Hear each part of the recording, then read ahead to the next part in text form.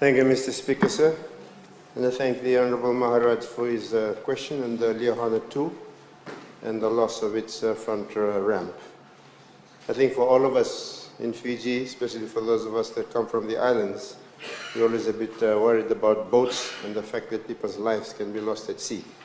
So we're quite happy to see that even though this mishap happened, that nobody's life was lost. But the Liahona II is a motor landing craft, has a carrying capacity of 95 tons and a passenger capacity of 290 passengers. We all know what happened to it in terms of the ramp falling off on the date in question, which is the 19th of April 2019. When these boats are about to leave every day, or every time they have a trip, they have MSF has an enforcement and compliance officer, whose job is to have a look to make sure that all the essential requirements are met before the boat leaves and before it comes back. And they do this by a visual check on various things on the boat in terms of structures, machinery, the watertight integrity, and manning prior to departure. And also to make sure that the current survey certificate is up to date. So those sorts of things were done in terms of the Liahona II.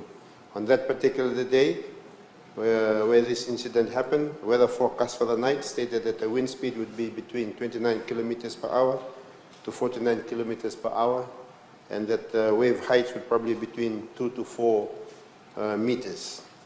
Given this situation, when the Liahona left on that particular day, it left for Kandawu, in fact for Nravuni. It was supposed to go first to Nravuni, with 121 passengers and 14 crew members.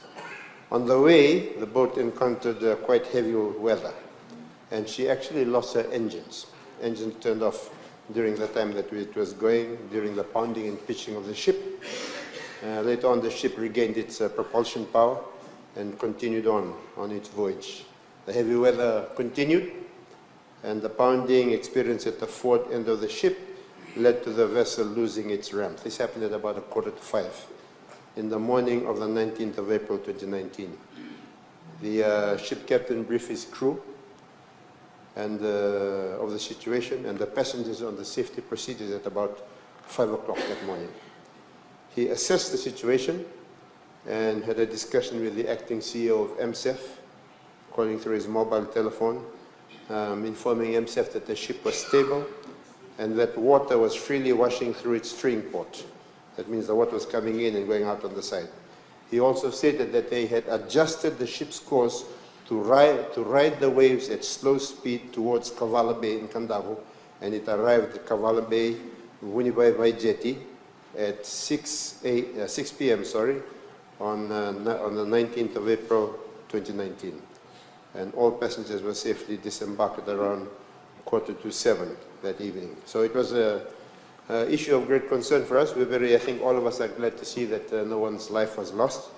But in terms of the things that need to be undertaken in regard to this maritime safety, MSF is now looking to try to focusing on the highest safety standards, and we're now looking into the implementation of the safe management system for all operators.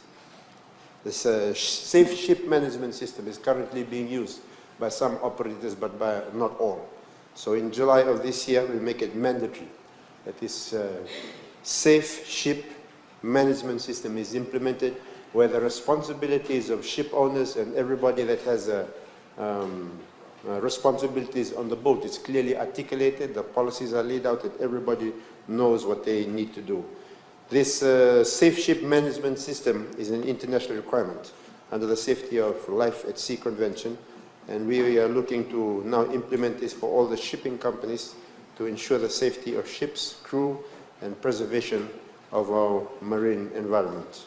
Because in this safe ship management system, it has the details of all the safety policies, the practices, the procedures that are to be followed in order to ensure safe functioning of ships at sea. And all commercial vessels, are required to establish this safe ship management procedures. So by July of this year, all domestic ships will be required to do this. So that, Mr. Speaker, sir, is just a brief outline on the incident that happened. As I said, we are glad to see that no lives were lost or people were injured, but we just need to make sure that we can strengthen the requirements for safety under the overall leadership of the Marine of MSF. Thank you, Mr. Speaker, sir. Thank you. Honourable Tikudondo, you have the floor. Honourable Speaker, thank you. Supplementary question. Honourable Speaker.